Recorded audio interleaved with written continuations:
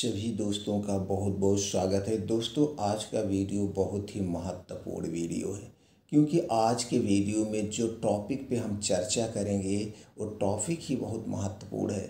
दोस्तों, आज हम वीडियो में जानेंगे रात में यानी कि आधी रात में हमारे पेट में गैस क्यों बनती है। दोस्तों, जब आप करवट लेते हैं तो आप देखते हैं बहुत ज़्यादा हवा पास होती है, गैस कब्ज एसिडिटी होती है। दोस्तों, अगर ये हवा पास हो जा रही तो समझ लीजिए ठीक है, लेकिन कितने को अगर हवा नहीं पास होती तो दोस्तों पेट फूला फूला सा रहता है और आप जब सुबह उठते हैं आपको लगता है कि आपका पेट भरा हुआ है, पेट खाली नहीं है। इसका क्या कारण है? इसका कारण यही है कि आपके पेट में गैस बनी हुई है।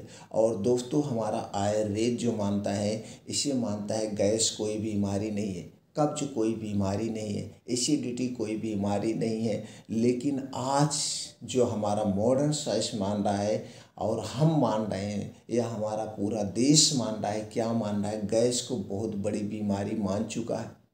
गैस को बहुत बड़ी बीमारी मान चुका है और सबके घरों में दोस्तों गैस से संबंधित कोई ना कोई दवा पड़ी है। जैसे दोस्तों पेंटाप्राजोल, डोमप्रिडोन, रेवेप्राजोल, डोमप्रिडोन, ओमेप्राजोल, डोमप्रिडोन, या इससे आगे बढ़ के पेंटाप्राजोल, लिसुल्प्राइड, या एंटासिड सिरप, एंजाइम सिरप, या कोई आयुर्वेदिक चूर्ण सबके घर पे पड़ा होगा। और सब गैस को भगाने के लिए, कब्ज को भगाने के लिए इसका प्रयोग करते हैं। क्योंकि दोस्तों, जब आपका पाचन तंत्र ही सही नहीं रहेगा तो आप दवा का प्रयोग करते ही हैं। लेकिन दोस्तों, कभी आपने सोचा ये जो आप पेंटाप्राजोल, डोमप्रिडोन खा रहे हैं, ओमेप्राजोल, डोमप्रिडोन खा रहे हैं, इसका साइड इफ़ेक्ट क्या है? इसका काम क्या है? इसका काम यही है दोस्तों, जो आपके पेट में एसिड बनती है उस एसिड को बनने से रोकता है। लेकिन कभी आपने सोचा अगर यही दवा आप ज़्यादा दिन तक प्रयोग करते रहें तो जो आपके पेट में एसिड बन रही है ये एसिड नहीं बनेगी, और जब आपके पेट में जो एसिड बन रही एसिड नहीं बनेगी तो दोस्तों जो कुछ आप खा रहे हैं पचेगा नहीं, फिर और बड़ी गंभीर समस्या हो जाएगी। आगे चल के लीवर सिरोसिस, लीवर कैंसर जैसी बीमारियां हो रही हैं। और दोस्तों, आपको हमारी बात पे विश्वास नहीं है, कभी भी जाना गूगल पे सर्च करना पेंटाप्राजोल, डोमप्रिडोन कितना दिन तक खाना चाहिए, इसके साइड इफ़ेक्ट क्या हैं, या ऐसी बहुत किताबें आती उनमें भी रहा था। तो दोस्तों, उसमें लिखा गया है कि आपको 3 वीक से 4 वीक तक ही लेना है, यानी कि 28 दिन से 1 महीने लेना है अगर बहुत गंभीर परेशानी है तो। लेकिन कुछ डॉक्टर ऐसे हैं दोस्तों 6 महीना साल साल भी खिलाते रहते हैं और लोग खा रहे हैं। तो है, वो तो वहीं तक सीमित है। लेकिन उसके बाद भी अगर डॉक्टर एक बार आपको लिख दिया कि ये दवा गैस के लिए खाई जाती है तो आप क्या करते हैं? दोबारा आप खुद डॉक्टर के पास नहीं जाते हैं, आप खरीद के मेडिकल स्टोर से खाते रहते हैं। और आज के समय में सबसे ज़्यादा दवा क्या बिकती है? गैस की दवा बिकती है, गैस का सिरप बिकता है।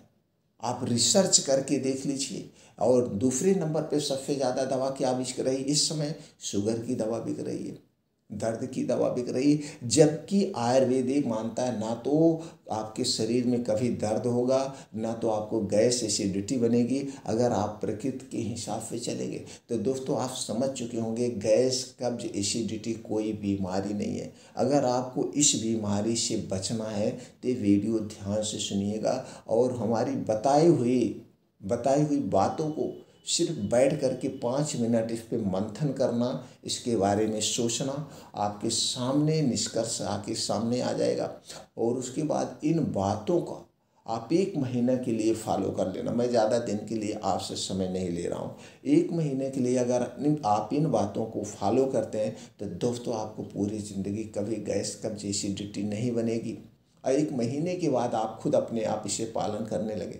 दोस्तों, ये हमारा जो शरीर है ये हमारे अपने हाथ में है। हम चाहें तो इसे निरोगी बना सकते हैं, हम चाहें तो इसे निरोगी बना सकते हैं। लेकिन आज के समय में दोस्तों नॉलेज नहीं है। आप क्या करते हैं? आप डॉक्टर के पास जाते हैं, आपको गैस कब्ज एसिडिटी बनी है, डॉक्टर आपको तुरंत प्रिस्क्राइब कर देगा, ले जाओ ये खाली पेट खाओ, ये एंजाइम ले लो या ये एंटासिड सिरप ले लो। आप लाते हैं, आप डॉक्टर से पूछने का प्रयास नहीं करते इस सर गैस एसिडिटी बनी क्या इसका कोई अस्थायी इलाज है?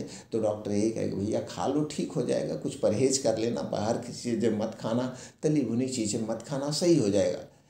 ये तो आपको बता दिया, लेकिन आपको खुद सोचना चाहिए कि इसके पीछे का कारण क्या है। अगर आपको गैस एसिडिटी बन रही तो क्या कारण है? तो चलिए दोस्तों हम कारण पर प्रकाश डालते हैं। आपको कभी गैस एसिडिटी नहीं बनेगा, आप समझ लिए। और आज जो है दोस्तों हार्ट अटैक जो आ रहा है, रात में आप देखते हैं हार्ट अटैक आता है, कब आता है? 2 बजे से 4 बजे के बीच में रात में हार्ट अटैक आता है, और सुबह 6 से 9 के बीच में, 6 से 10 के बीच में हार्ट अटैक आता है। 2 समय ज़्यादा हार्ट अटैक आता है, आप रिसर्च कर लीजिए। इस 2 समय में सबसे ज़्यादा पैरालिसिस होता है, ब्रेन हेमरेज भी होता है इसी 2 समय में। क्यों होता है?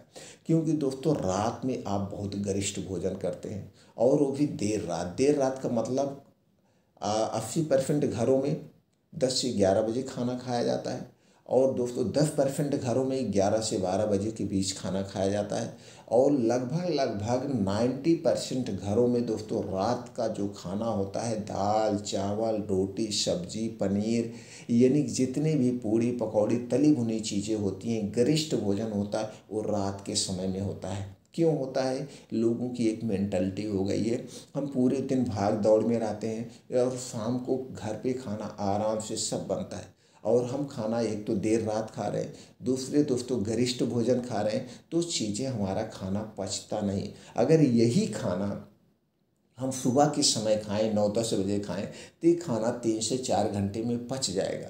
लेकिन यही जो 3 से 4 घंटे में आपका खाना आराम से पच जा रहा है, यही खाना रात में आप खा रहे हैं तो 8 से 10 घंटे में पचेगा, 7 से 8 घंटे में पचेगा।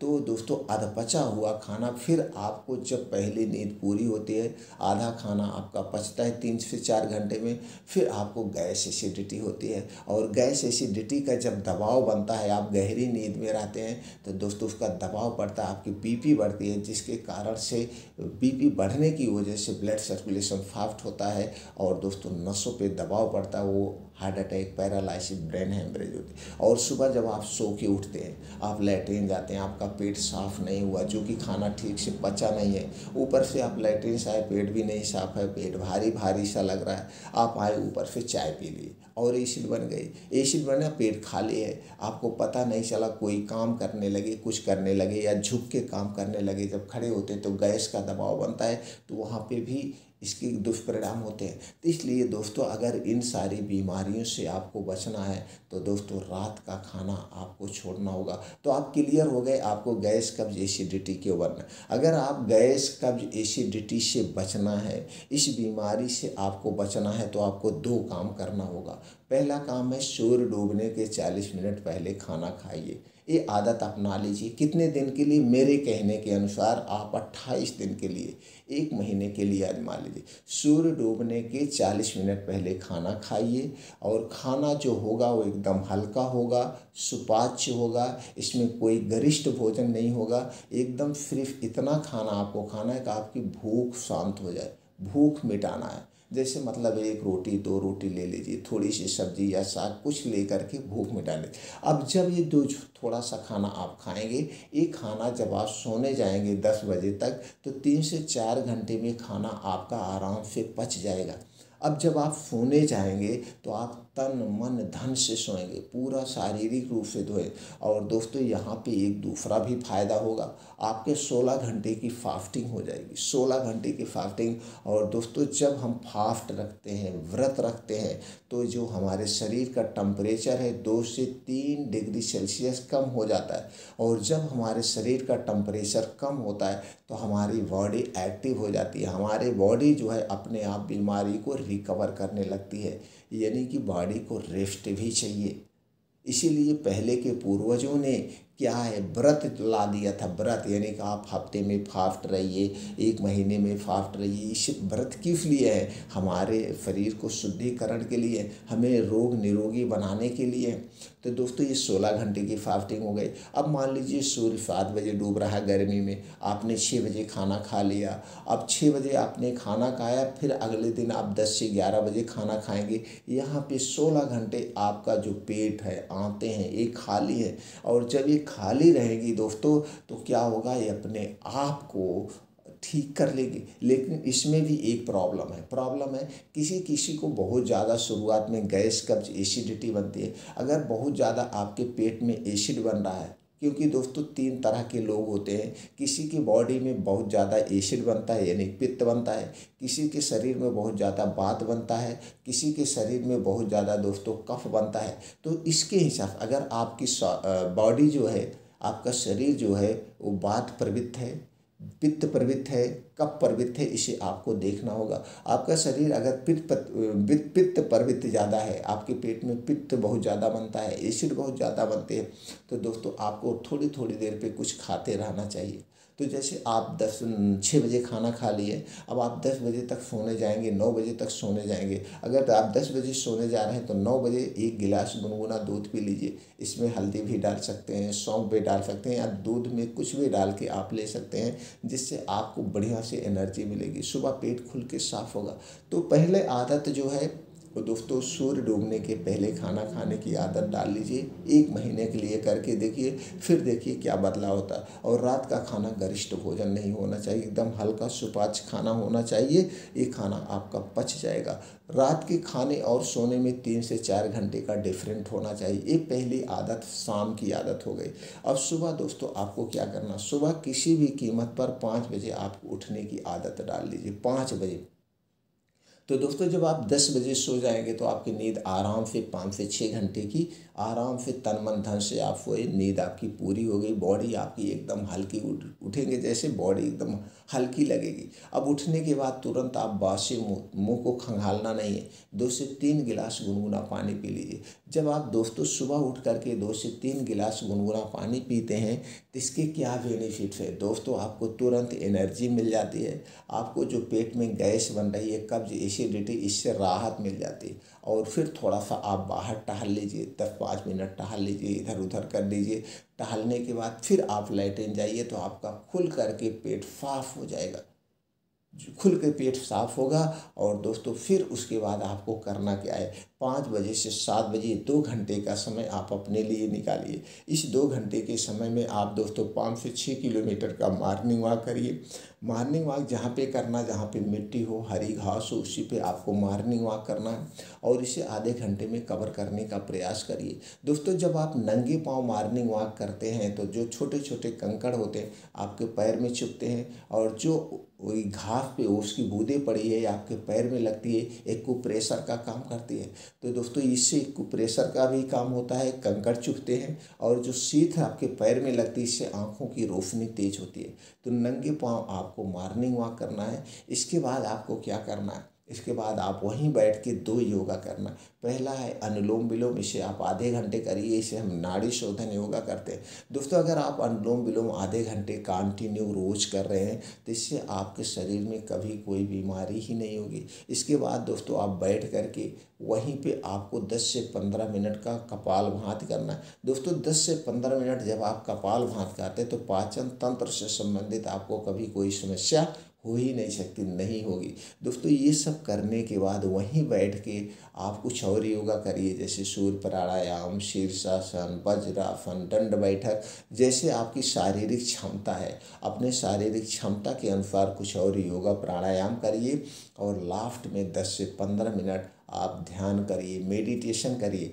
दोस्तों जब आप 10 से 15 मिनट का ध्यान करते हैं, मेडिटेशन करते हैं, इससे आप अपने मन को अपने वश में करते हैं। और जिस दिन आपका मन आपके वश में हो गया दोस्तों, उसी दिन से आप स्वस्थ और निरोग रहना शुरू हो जाएंगे। ये आपका मन ही है जो सारी आदतों को, गलत आदतों को अपनाता है, अच्छी आदतों को भी अपनाता है, लेकिन जो अच्छी आदतें होती हैं उसे जल्दी नहीं अपनाता, जो गलत आदतें होती हैं उसे जल्दी अपना लेता है। तो दोस्तों, ध्यान के माध्यम से अपने आप को, अपने मन को अपने बस में आप करके पूरी ज़िंदगी स्वस्थ और निरोग रह सकते हैं। इतनी प्रक्रिया आप कर रहे हैं तो आपको कभी गैस बनेगी नहीं, न तो एसिड बनेगा और ना तो आपका पेट फूलेगा। और गैस, एसिडिटी से जितनी भी बीमारियां होती हैं, कोई बीमारी आपको नहीं होगी। फिर मिलते हैं मित्रों अगले वीडियो में।